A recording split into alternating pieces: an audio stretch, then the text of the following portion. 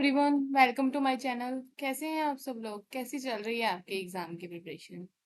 चलो, top 8 question जो most important है, जिसके 100% चांस है कि आपके एग्जाम में आपको देखने को मिलेंगे, वो करते हैं। एंड ये क्वेश्चन थोड़े फोकस वे से करना, क्योंकि ये एग्जाम में 100% पॉसिबिलिटी है कि आपके आ ही जाएंगे। तो वन बाय वन क्वेश्चन करते हैं। फर्स्ट क्वेश्चन है, who is eligible to be appointed as a secretary of the government department? Government department का सेक्रेटरी कौन के लिए अपॉइंटमेंट होने के लिए कौन एलिजिबल होता है? Briefly explain the administrative and executive function of the secretary of the government department. Secretary of the government department के एडमिनिस्ट्रेटिव और एग्जीक्यूटिव फंक्शंस को ब्रीफली एक्सप्लेन करो। तो सबसे पहले हम थोड़ा सा इसका इंट्रोडक्शन लेते हैं। In the government administrative, the secretary of the department is the highest ranking civil servant in the ministry of the department. कौन होता है? हाईएस्ट रैंकिंग सिविल सर्वेंट होता है। The secretary act as a principal adviser to the minister and is responsible for the overall administration, policy implementation and efficient function of the department. जो secretary होता है वो principal adviser होता है, किसका? Minister का, जो कि रिस्पॉन्सिबल होता है overall administration, policy implementation and the effective functioning of the department. Eligibility for the appointment as a secretary of the government department. Government department का सेक्रेटरी के अपॉइंटमेंट के लिए कौन एलिजिबल होता है? The post of the secretary to the government is a generally held by a senior officer of the Indian Administrative Service or the service equivalent rank of from the other central service। Mostly IAS जो के होते हैं वो ही मतलब कि secretary appointed किए जाते हैं, किसके? गवर्नमेंट डिपार्टमेंट किया ऑफिसर जो इक्विवेलेंट रैंक होल्ड करते हो, IAS वाली ही। A person is eligible for the appointment as a secretary if he and she. वो पॉइंट कोई पर्सन है वो एलिजिबल होगा सेक्रेटरी के लिए अगर वो he is a senior and experience civil servant experience और सीनियर सिविल सर्वेंट होगा। पोजेज एक्सटेंटिव एडमिनिस्ट्रेटिव एक्सपीरियंस, अच्छा खासा एक्सपीरियंस होना चाहिए उसके पास। Has a sound knowledge of the government policy and procedure, government policy and procedure की अच्छी खासी नॉलेज होनी चाहिए। Demonstrate the leadership integrity and the managerial competence, उसके बाद लीडरशिप कैपेबिलिटी भी होनी चाहिए, इंटीग्रिटी भी होनी चाहिए और मैनेजरियल कॉम्पिटेंस भी होनी चाहिए। Is appointment by the government through the prescribe procedure. क्या government is appointment by the government through the prescribe procedure, कोई प्रोसीजर होता है इसका। In the India secretary are usually senior IAS officer होता है जिसके पास एक्सपीरियंस होता है पब्लिक एडमिनिस्ट्रेटिव का।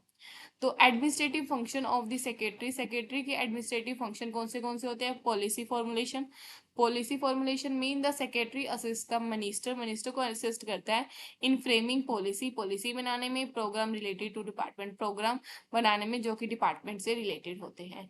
Administrative the minister advising the minister, minister को एडवाइज करता है। The secretary provide the expert advice on the administrative, financial and the policy matter.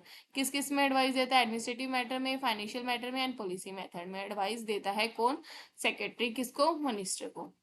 Coordination, he and she coordinate the work of the different division, different division के works में coordinate करते हैं, department के work में coordinate करते हैं, agency under the ministry में coordinate करते हैं।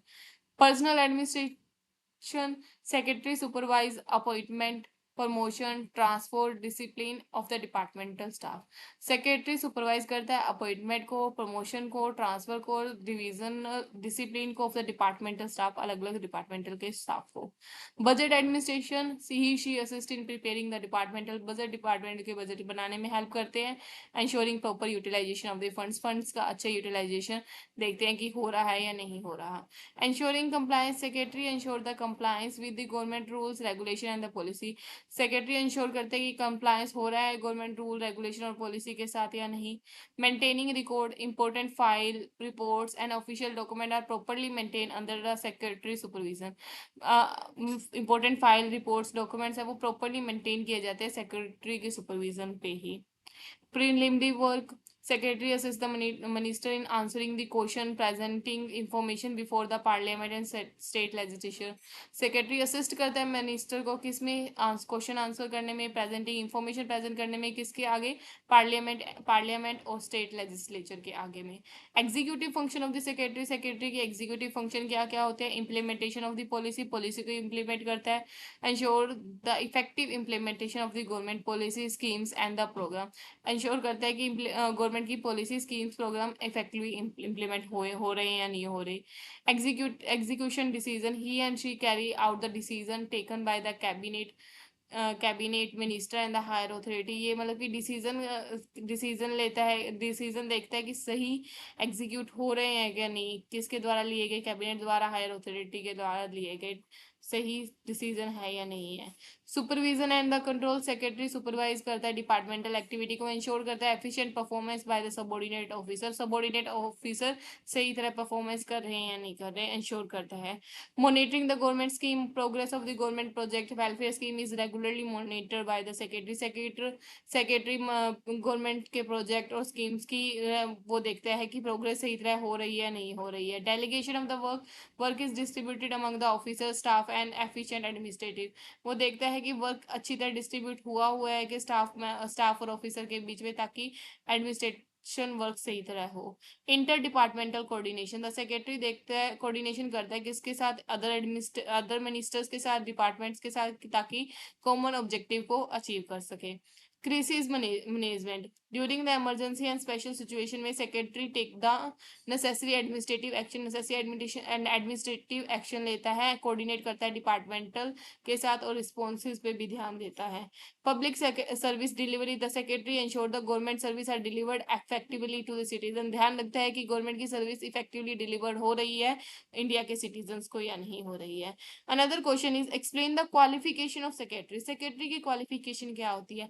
पहले हमने पूछा था कि गवर्नमेंट डिपार्टमेंट में क्वालिफिकेशन क्या चाहिए सेक्रेटरी के लिए, यहाँ पे सिंपल क्वालिफिकेशन का पूछ रहे हैं. तो secretary occupies an important position in organisation. किसी भी ऑर्गेनाइजेशन में सेक्रेटरी अच्छी खासी पोजीशन ऑक्यूपाई करता है. The efficiency of the administration largely depend on the competence and ability of the secretary. The efficiency of office administration किसके ऊपर depend होती है, सेक्रेटरी की एबिलिटी पे डिपेंड होती है. Therefore a secretary should possess a combination of a education, technical professional qualification to perform the duty effectively, assist the management in achieving the organization objective.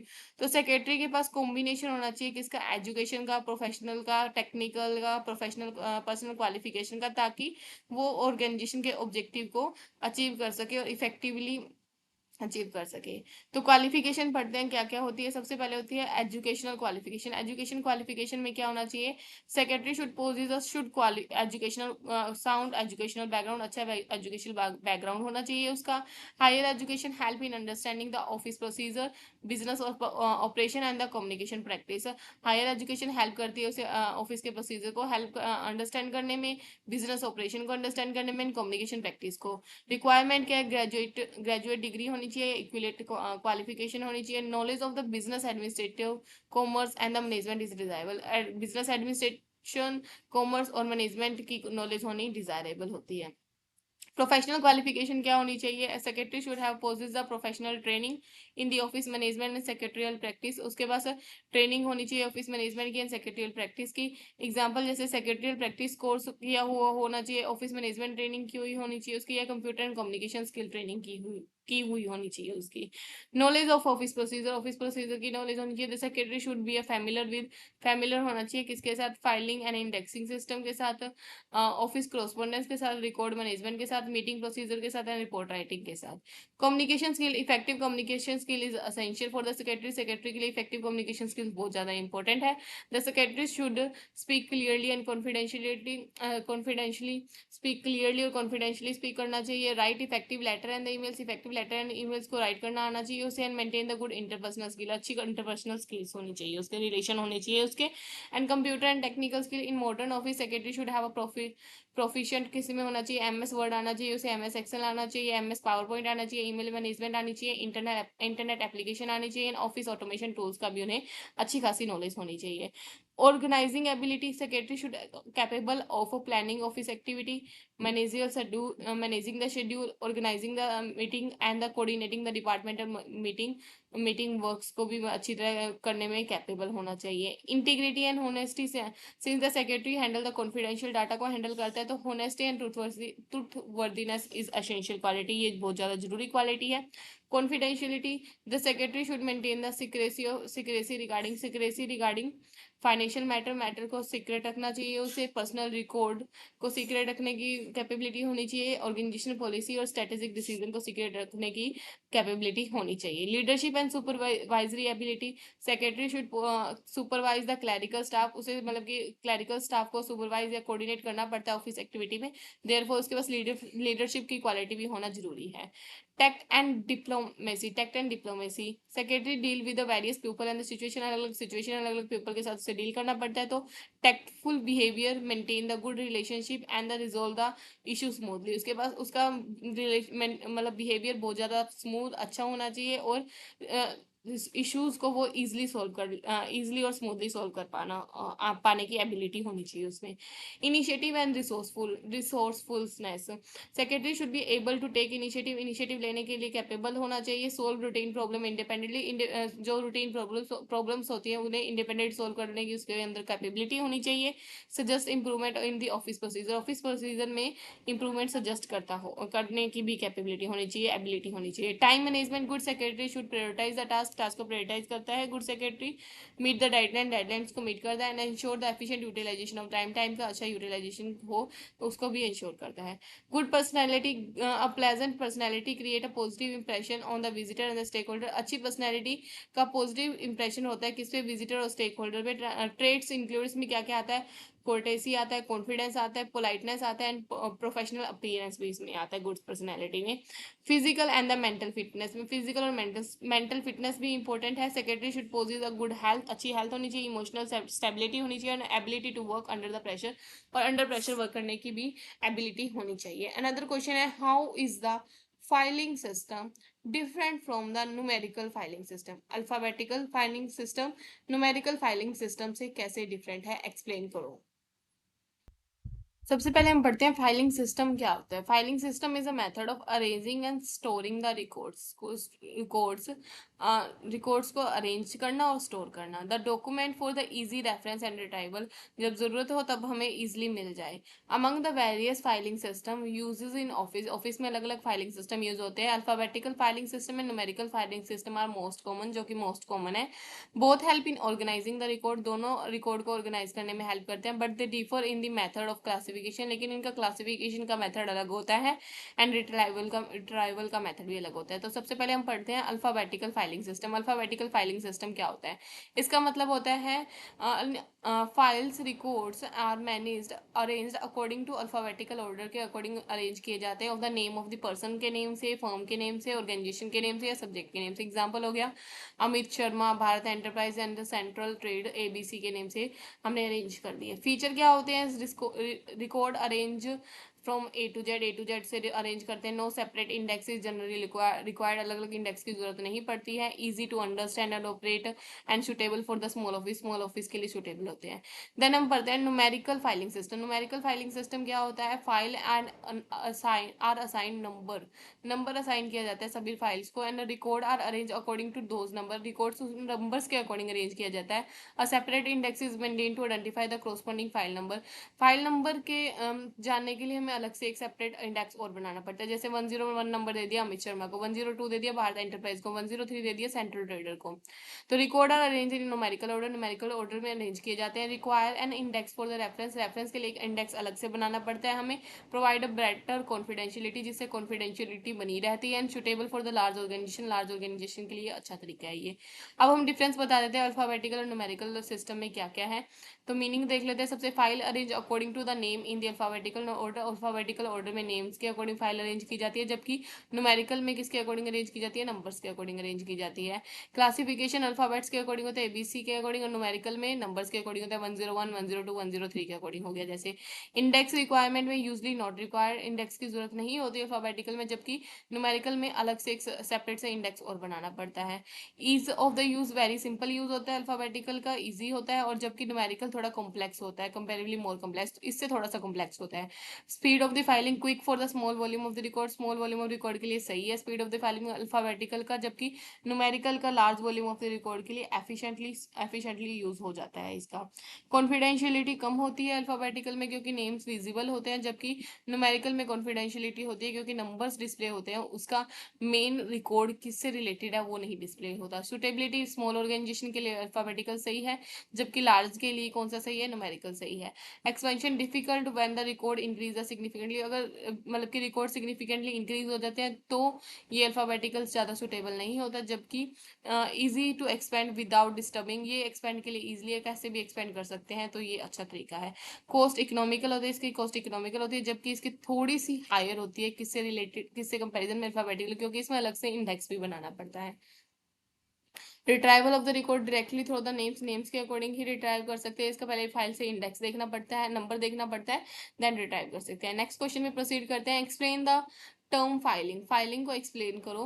What are the characteristic of the good filing, good filing system की क्या characteristics है। सबसे पहले हम बताएंगे filing क्या होता है, तो इससे पहले हम इंट्रोडक्शन पढ़ लेते हैं। In the organisation large number of the documents, letters, reports, records, papers are generated and received, कि एक ऑर्गेनाइजेशन में large number of documents, letters, reports and papers को जनरेट किया जाता है और रिसीव किया जाता है। This document must be preserved systematically, इन्हें सिस्टमेटिकली प्रिजर्व करना जरूरी है फॉर द फ्यूचर रेफरेंस के लिए। Filing is the process, filing एक प्रोसेस होती है जो हेल्प करती है ऑर्गेनाइज करने में, स्टोरिंग करने में इन दी रिकॉर्ड्स को प्रॉपर मैनर में, so that they can be easily located, ताकि हमें वो इजिली मिल जाए व्हेन एवर रिक्वायर्ड, जब हमें इसकी जरूरत हो।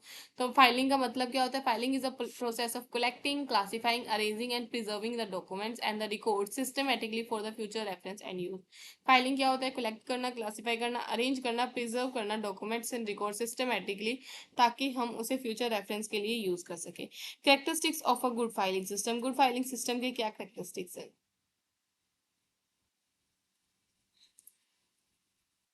Characteristics of a good filing system, good filing system के क्या क्या कैरेक्टरिस्टिक्स है। Simplicity, filing system should be simple, easy to understand, operate, filing system simple होना चाहिए, इजी होना चाहिए अंडरस्टैंड और ऑपरेट के लिए। Easy accessibility, record should be easily accessible when required, जब हमें जरूरत हो तब इजिली असेस कर सके हम रिकॉर्ड्स को। Economy, the system should B economical in term of the cost, space and maintenance, जो सिस्टम है वो इकोनॉमिकल होना चाहिए कॉस्ट के टर्म में, स्पेस के टर्म में एंड मेंटेनेंस के टर्म में। Flexibility, it should be capable of accommodating future expansion without disturbing and the existing arrangement, ये फ्लेक्सिबल होना चाहिए किसके लिए, फ्यूचर एक्सपेंशन के लिए, विदाउट डिस्टर्बिंग जो एग्जिस्टिंग अरेंजमेंट है उसे विदाउट डिस्टर्ब करें।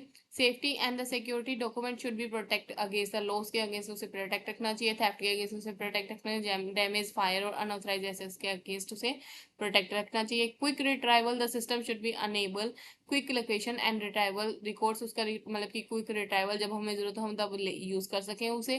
Proper classification, record should be classified logically according to name, subject और नंबर डाटा के अकॉर्डिंग उसे क्लासिफाई रखना चाहिए। एडुकेट स्टोरेज कैपेसिटी, अच्छी स्टोरेज कैपेसिटी होनी चाहिए, ताकि सफिशिएंट स्पेस होना चाहिए ताकि प्रेजेंट और फ्यूचर के रिकॉर्ड्स को हम इजिली रख सके। Accuracy, should be filed correctly file होना चाहिए टू अवॉइड द मिसप्लेसमेंट नहीं होनी चाहिए और कंफ्यूजन भी नहीं होनी चाहिए। compactness, the system occupy minimum office space while the storage maximum record, storing maximum record, मतलब मिनिमम स्पेस पे मैक्सिमम रिकॉर्ड स्टोर करने की कैपेबिलिटी होनी चाहिए। क्रॉस रेफरेंसिंग फैसिलिटी होनी चाहिए ताकि डॉक्यूमेंट जब जरूरत हो तब under more than the one heading, एक हेडिंग के अंडर ही सभी रखे होनी चाहिए, जैसे जिस डॉक्यूमेंट की जरूरत हो उसके अंदर के हेडिंग के जिसकी रिलेटेड हो वो हमें मिल जाए easily. Preservation of the record, record should be maintain in good condition में होनी चाहिए, ताकि प्रिजर्व रखने चाहिए ताकि लॉन्ग पीरियड तक हमें काम आए। कॉन्फिडेंशियलिटी मेंटेन रखनी चाहिए डॉक्यूमेंट की फ्रॉम द अनऑथराइज्ड डिस्क्लोजर से प्रोटेक्ट रखना चाहिए। Efficiency, filing should be facilitate the smooth office operation रहना चाहिए एंड इंप्रूव द प्रोडक्टिविटी, जिससे प्रोडक्टिविटी बढ़ती है। Importance of good filing system के क्या क्या इंपॉर्टेंस है? Save the time and efforts बचाती है, prevent the loss of the documents को लॉस होने से बचाती है, फैसिलिटेट द डिसीजन मेकिंग में हेल्प करती है, improve the efficiency office efficiency को इंप्रूव करती है, ensure the proper record keeping में हेल्प करती है, and help in legal and administrative compliance में भी हेल्प करती है। लास्ट में हम कंक्लूजन लिख देंगे, ठीक है। Another question is explain the various stage of the filing process. Filing process के अलग अलग स्टेजेस के बारे में बताना है। Explain the various step of the requisition and the issue of the stationery के रिकोजेशन और issue of step of requisition के स्टेप्स बताने हैं और इशू ऑफ स्टेशनरी के स्टेप भी बताने हैं हमें। तो सबसे पहले हम पढ़ते हैं फाइलिंग प्रोसेस के बारे में पढ़ते हैं। तो efficient filing and proper stationery management are essential for the smooth office functioning. Smooth office functioning के लिए इंपॉर्टेंट है।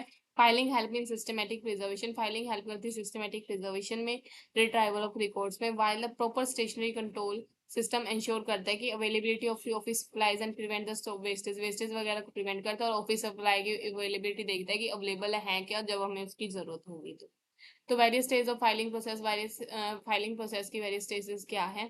The filing process consist of several stage. बहुत सारे स्टेजेस होते हैं through which the document are systematically handle, जिसमें document को systematically handle किया जाता है और प्रिजर्व किया जाता है। सबसे पहला स्टेज आता है collection of the documents, document को कलेक्ट करना। First stage is the collecting of incoming and outgoing letter, reports, invoice and notice and other document that needed to be filed. जिन्हें फाइल करना है सभी डॉक्यूमेंट्स को collect करना है, first step. Another examination and the sorting. Document are examine to determine their importance, उनकी importance के बारे में डिटरमाइन करना, and then sorted according to subject, और सब्जेक्ट के अकॉर्डिंग उन्हें अलग अलग करना, डिपार्टमेंट्स के अकॉर्डिंग, नेम्स के अकॉर्डिंग, डेट्स के अकॉर्डिंग एंड नंबर्स के अकॉर्डिंग उन्हें अलग अलग करना। क्लासिफिकेशन, फिर डॉक्यूमेंट को क्लासीफाई करना इनटू सुटेबल कैटेगरी के बेस पे उन्हें क्लासीफाई करना फॉर इजी स्टोरेज और रिट्राइवल के लिए। एग्जाम्पल जैसे अल्फाबेटिकल क्लासिकल कर दिया, न्यूमेरिकल क्लासिफिकेशन कर दिया, सब्जेक्ट क्वालिफिकेशन कर दिया, जियोग्राफिकल क्लासिफिकेशन कर दिया। देन इंडेक्सिंग करना, index is prepared for indicate their location and the file of the records की फाइल्स वगैरह लोकेशन वगैरह को इंडिकेट करने के लिए इंडेक्सेशन करना जरूरी है। Indexing help the quick identification में हेल्प करता है, एंड रिट्राइवल द डॉक्यूमेंट, जब डॉक्यूमेंट की जरूरत हो तब हमें यूज करने में हेल्प करता है। फिर हम करते हैं coding, the symbol, letter and the number are assigned to file को सिंबल या लेटर या नंबर दिया जाता है ताकि document for the easy reference के लिए, किसी भी रेफरेंस की हमें जब जरूरत हो तब इजिली हम उसे कंसीडर कर सकें। प्लेसिंग एंड द फाइलिंग, फिर डॉक्यूमेंट को प्लेस कर देते हैं अप्रोप्रिएट फाइल फोल्डर में एंड स्टोर कर देते हैं according to chosen filing system. जो फाइलिंग सिस्टम चूज किया है उसके अकॉर्डिंग हम इसे स्टोर कर देते हैं। फिर क्रॉस रेफरेंसिंग करते हैं। Cross reference are provided when the document relate to more than the one file और सब्जेक्ट। जब डॉक्यूमेंट रिलेट होता है एक फाइल और सब्जेक्ट से ज्यादा रिलेटेड होता है तब हम उसे क्रॉस रेफरेंसिंग की तरह भी अरेंज करते हैं। Preservation and the maintenance, the file are preserve safely maintain properly to protect them damage से प्रोटेक्ट करती है, लॉस और अनऑथराइज प्रोसेस से भी हमें उसे प्रोटेक्टेड रखना चाहिए। And retrieval of the document when information is required, जब इंफॉर्मेशन की जरूरत हो। रिलामेंट फाइल इज लोकेटेड, रिलामेंट फाइल को ढूंढ लिया और रिट्राइव कर लिया यूजिंग द इंडेक्सेशन सिस्टम से उसे निकाल लिया।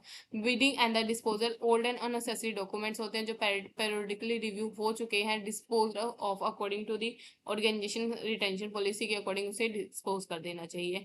एंड अदर फिर आगे हमसे पूछा है step of requisition and the issue of stationery के भी स्टेप्स बताओ। तो सबसे पहले स्टेशनरी कंट्रोल इंपॉर्टेंट है to ensure the adequate availability के लिए जरूरी है ऑफ ऑफिस सप्लाई की, while avoiding the wastage और overstocking वेस्टेज और ओवरस्टॉकिंग को बचाने के लिए। तो सबसे पहले हम पढ़ते हैं meaning of stationery requisition. Stationery requisition का मीनिंग क्या है?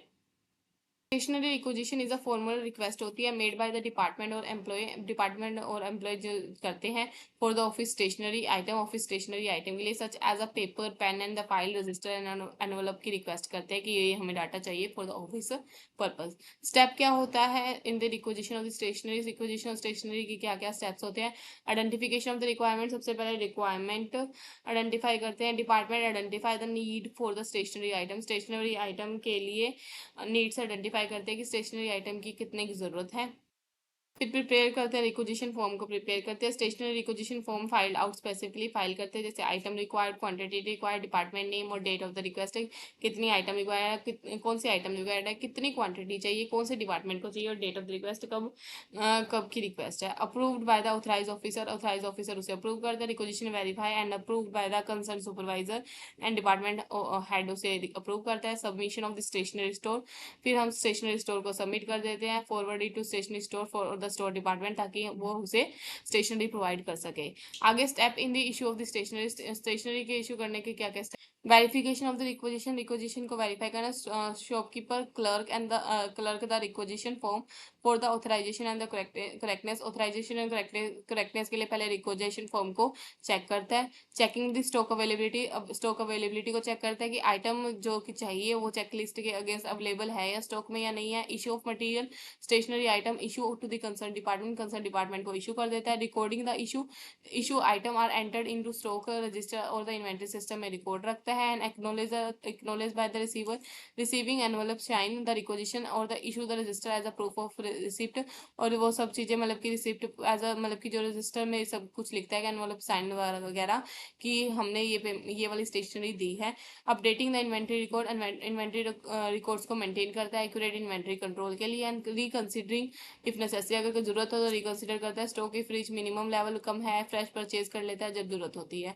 लास्ट में हम कंक्लूजन दे देंगे। Filing process involve the collection, classification, indexing, storage and the retrieval and disposal of the records होता है, जिसमें सिस्टमेटिक मैनर में सब चीजें करते हैं।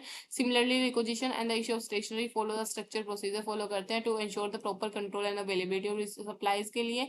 Both the filing and stationery management contribute significant to efficient office administration के लिए बहुत ज़्यादा सिग्निफिकेंट कंट्रीब्यूशन रहता है इनका। Next question is explain the quorum in detail में कोरम के बारे में बताओ, कोरम क्या होता है। Meeting are important means of a decision making के लिए मीटिंग्स इंपॉर्टेंट है। For a meeting to be legally valid, meeting का लीगली वैलिड के लिए a minimum number of the member must be present, minimum number of member present होने जरूरी है। This minimum number is known as quorum, जिसे हम quorum कहते हैं। Without quorum the proceeding of the meeting can not be conducted legally, quorum के बिना meeting की प्रोसीडिंग लीगली कंडक्ट नहीं की जा सकती। तो कोरम का मतलब है refer to a minimum number of member who be present at the meeting, जो कि प्रेजेंट होने चाहिए मीटिंग में, to make its proceeding valid, इसकी प्रोसीडिंग वैलिड करने के लिए, लीगली बाइंडिंग करने के लिए। इंपॉर्टेंस ऑफ कोरम, कोरम की क्या इंपॉर्टेंस है। Ensure the validity of the meeting, validity of meeting का इंश्योर करता है। A meeting can be legally transact between only when required quorum is present, जब रिक्वायर्ड कोरम की जरूरत होती है तभी वैलिड मानी जाती है।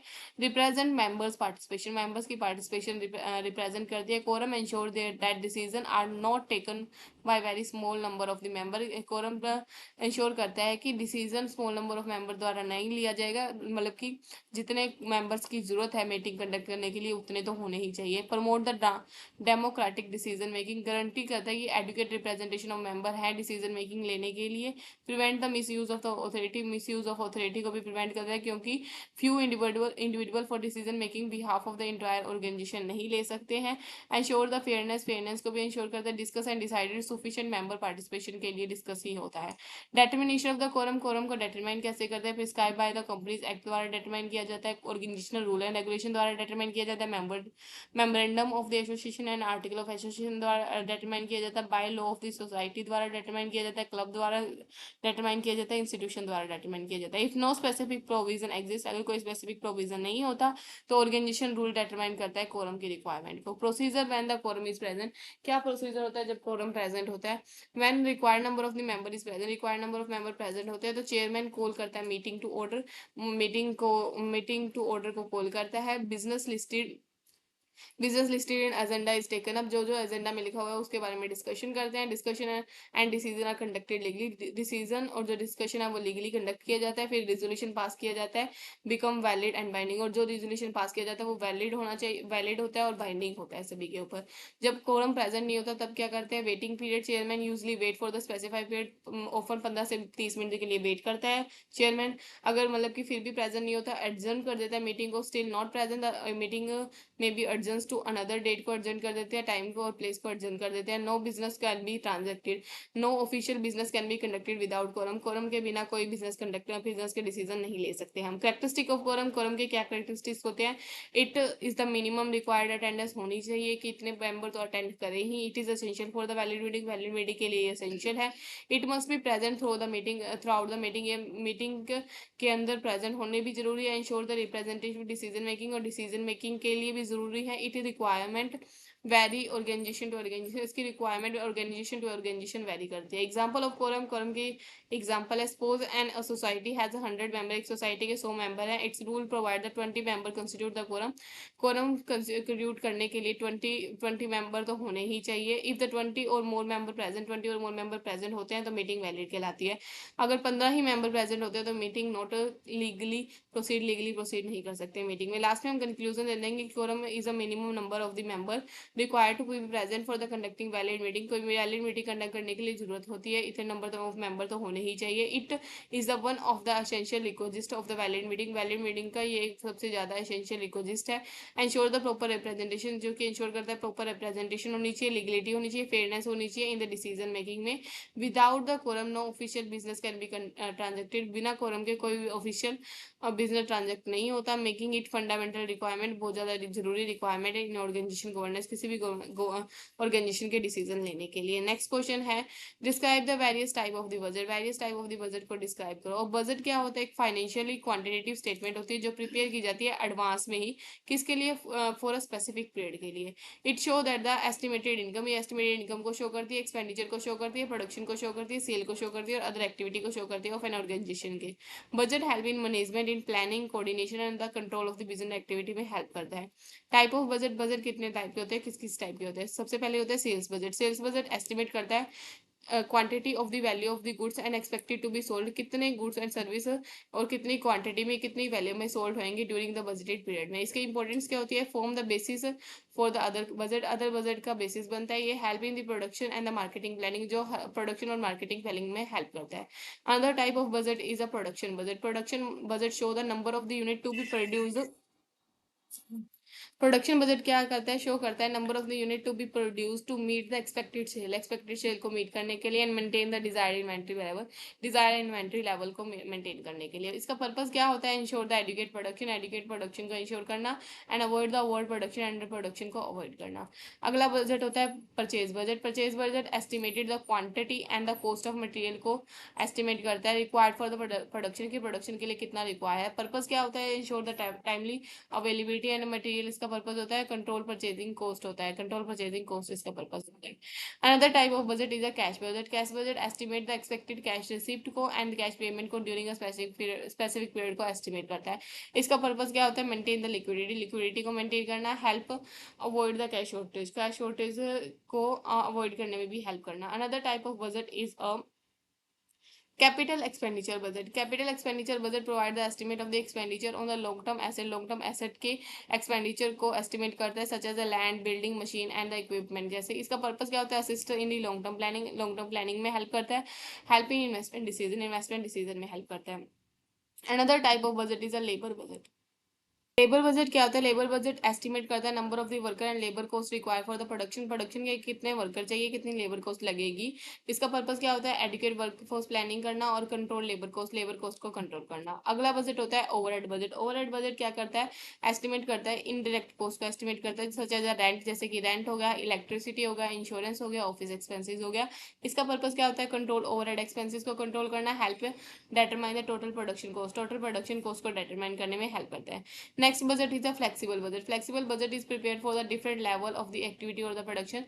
Flexible budget prepare किया जाता है different level of activity के लिए और production के लिए prepare किया जाता है। ये इसका purpose क्या होता है? Adopt to changing the business condition को changing business condition को adopt करना और provide the realistic performance evolution provide करना। Another uh,